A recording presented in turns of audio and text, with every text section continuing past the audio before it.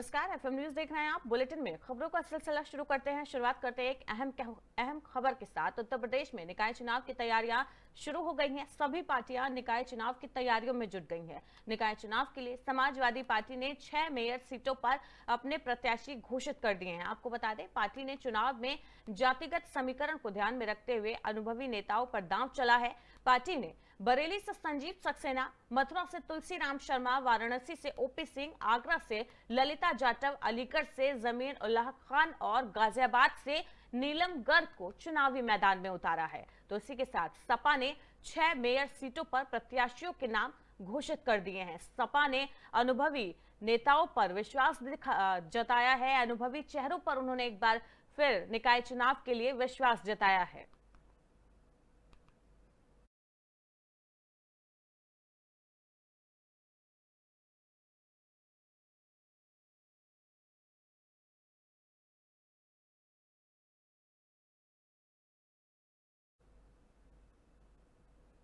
तो वहीं आम आदमी पार्टी के बाद समाजवादी पार्टी ने यूपी के नगर निकाय चुनाव के लिए 6 नगर निगम के महापौर पद के प्रत्याशी की लिस्ट जारी कर दी।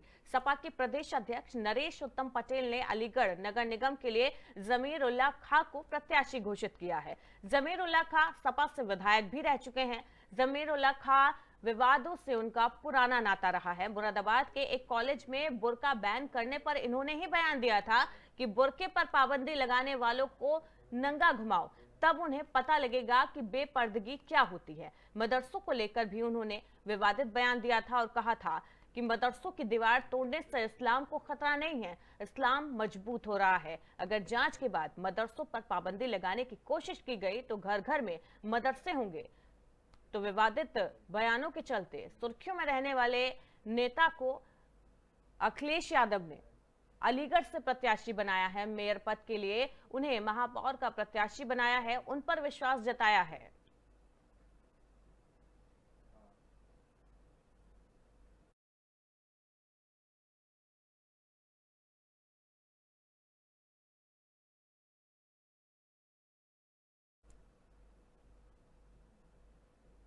वहीं मिर्जापुर के अहरौरा नगर पालिका क्षेत्र स्थित नगर पालिका इंटर कॉलेज और जय हिंद विद्या मंदिर इंटर कॉलेज सहित 5 मतदान केंद्रों का डीएम दिव्या मित्तल ने औचक निरीक्षण किया।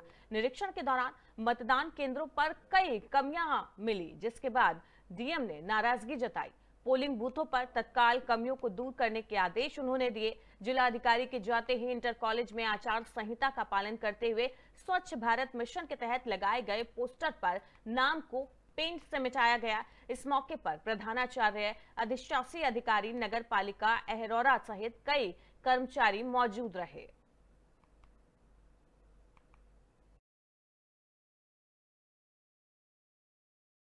चुनाव होना है जिसमें आपकी प्राथमिकता है सर, जांच के लिए निरीक्षण किया गया सर, क्या कहेंगे? नगर निकाय चुनाव वर्ष 2023, इसमें जनपद मिर्जापुर में चुनार और अहरौरा थाना अंतर्गत और चुनार तहसील के अंतर्गत जो भी सेंटर बूथ वगैरह थे उन सब का डीएम साहब और हमारे द्वारा पूरा भ्रमण किया गया है।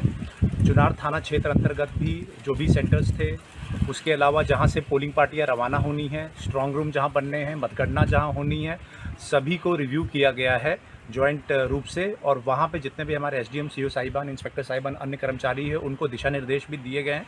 और साथ ही साथ अहरौरा थाना अंतर्गत भी जो सेंटर्स हैं उनको भी विज़िट करके वहाँ पे जो भी तैयारियां हैं जो हमारे मतदान करने आ रहे हैं उन लोगों के लिए सुरक्षा के दृष्टि से, उन सभी को भी रिव्यू किया गया है।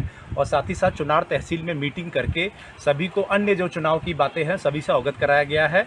और सभी को साथ लेते हुए जनपद मिर्जापुर में जो चुनाव है, नगर निकाय के हो चाहे विधानसभा के हो, सकुशल ढंग से संपन्न। सर, यहाँ पे नक्सल क्षेत्र भी आता है अरोरा नगर। जो भी यहाँ पे सुरक्षा के अगर चैलेंजेस अगर यहाँ पे जो भी होंगे उन सभी को मीट करने के लिए हमारी फोर्स, प्रशासन और पुलिस पूरी तरीके से मुस्तैद है। और मैसेज इज़ वेरी सिंपल कि जो भी व्यक्ति चुनाव में गड़बड़ी करने का प्रयास करेगा उनको सख्ती से निपटा जाएगा। लेकिन सभी को साथ लेते हुए मुझे उम्मीद है कि चुनाव जो है सभी लोग इसमें योगदान करेंगे और कोई बदमाशी नहीं करेगा। यूपी में निकाय चुनाव को देखते हुए मथुरा के थाना गोवर्धन पुलिस ने एक अवैध हथियार बनाने की फैक्ट्री का पर्दाफाश किया। पुलिस ने अवैध हथियार बनाने वाले गिरोह के 3 लोगों को गिरफ्तार किया है। पकड़े गए लोगों के कब्जे से 3 बंदूक, 1 राइफल और हथियार बनाने के उपकरण बरामद किए गए हैं। पुलिस इस गिरोह के अन्य लोगों की तलाश में जुटी हुई है। पकड़े गए लोगों पर पहले भी कई केस दर्ज थे। एसएसपी शैलेश कुमार पांडे का कहना है कि गोवर्धन पुलिस ने अवैध हथियार बनाने वाले गिरोह के 3 लोगों को गिरफ्तार कर लिया है और उनके पास से भारी मात्रा में अवैध हथियार बरामद किए गए हैं।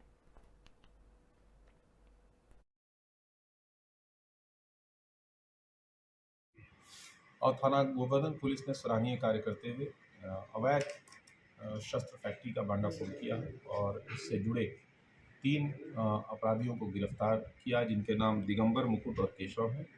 मुकुट और केशव भाई हैं तथा दिगंबर उनका चाचा है।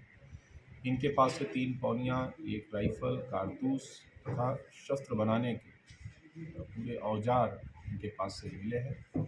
इसमें मैं बताना चाहूँगा दिगंबर का पूर्व का भी इसी तरह का आपराधिक इतिहास रहा। ये 2007 में भी शस्त्र फैक्ट्री के मामले में जेल गया था। ये तीनों अपराधी देवसेरस गांव जो गोवर्धन में पड़ता है वहाँ के रहने वाले हैं। इनसे पूछताछ में अन्य तथ्य भी सामने आए हैं, जिसमें खास करके इनसे परचेज करने वाले लोगों का, इनसे लेकर सप्लाई करने वाले लोगों के बारे में भी इनपुट मिली है, जिसको अभी फ़िलहाल शेयर नहीं किया सकता। उस पर पुलिस टीम अभी भी काम कर रही है और मुझे पूरा विश्वास है कि आगे और अपराधियों की गिरफ्तारी और अवैध शस्त्र की बरामदगी सुनिश्चित की जाएगी। साथ ही साथ ये जो अपराधी पकड़े गए हैं, इनके विरुद्ध गैंगस्टर एक्ट के तहत भी नियमानुसार कार्रवाई की जाएगी और साथ ही साथ अपराध से अर्जित जो इनकी संपत्ति है उसको धारा 14(1) गैंगस्टर एक्ट के तहत कुर्क किया जाएगा। जैसा मैंने बताया, लगातार टीम ऐसे अपराधों पर, अवैध असलहे, अवैध शराब, मादक पदार्थ, इन पे निकाय चुनावों को लेकर विशेष दृष्टिगत रखते हुए अभियान चलाए जा रहे हैं।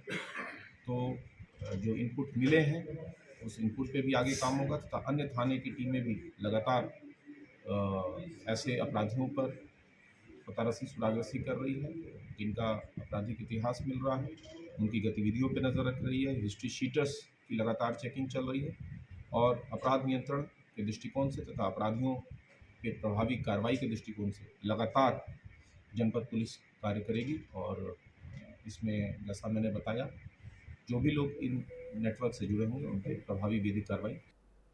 मुरादाबाद के भगतपुर थाना क्षेत्र में उस समय सनसनी फैल गई जब बगिया में एक युवक की गोली मारकर हत्या कर दी गई। युवक की हत्या की खबर लगते ही उसके परिवार में कोहराम मच गया। घटना की जानकारी लगते ही पुलिस के वरिष्ठ अधिकारी मौके पर पहुंच गए और मामले की जानकारी ली। वहीं मृतक के पिता ने गांव के ही दंपत्ति सहित कुछ लोगों पर हत्या करने का आरोप लगाया है और मुकदमा दर्ज कराया है। पुलिस ने इस मामले में मुकदमा दर्ज कर दंपत्ति को हिरासत में ले लिया है और उससे आगे की पूछताछ की जा रही है। आज दिनांक 15/4/23 को रात्रि करीब 12:30 बजे के करीब पीआरबी द्वारा सूचना दी गई कि भगतपुर थाना क्षेत्र में एक व्यक्ति को गोली लगी है और वह मृत अवस्था में पड़ा हुआ है। पुलिस मौके पर पहुंची तो पता चला कि रोशनपुर बहड़ी गांव है, जहां पे व्यक्ति की बॉडी मिली थी, जो रेलवे पटरी से करीब 300 मीटर दूर है। व्यक्ति का नाम ऋषिपाल है, उसके पिता का नाम राजेश है, उम्र करीब 26 वर्ष है। व्यक्ति के सिर में गोली लगी हुई थी। मौके पर फॉरेंसिक टीम को बुलाया गया। मैं स्वयं मौके पर पहुंचा, सीओ ठाकुरदारा मौके पर पहुंचे, एसएचओ भगतपुर मौके पर पहुंचे। घर वालों से तहरीर मिल गई है। तहरीर प्राप्त होने पर मुकदमा पंजीकृत कर लिया गया और आगे की विधिक कार्रवाई प्रचलित है। जल्द ही इस केस को। अगली खबर जालौन से है, जहां पर एक आशा संगनी ने कलेक्टर परिसर में वेतन न मिलने को लेकर जमकर हंगामा किया और अपनी 4 सूत्रीय मांगों को लेकर एसडीएम को ज्ञापन सौंपा, जिसमें उन्होंने कहा कि पिछले 3 महीने से उन्हें वेतन नहीं मिल रहा है, इससे परेशानी बढ़ती जा रही है। उसको लेकर उन्होंने कहा कि फाइलेरिया, पोलियो, संचारी रोग, आयुष्मान कार्ड, कवच डॉट शादी में काम लगातार हम लोगों से लिया जा रहा है। मानदेय न मिलने के कारण हम लोगों के हालात अब दयनीय हो गए हैं, जिसको लेकर उन्होंने ज्ञापन सौंपा है। प्रदर्शन करने को मजबूर हो गए हैं और वेतन की गुहार लगा रहे हैं।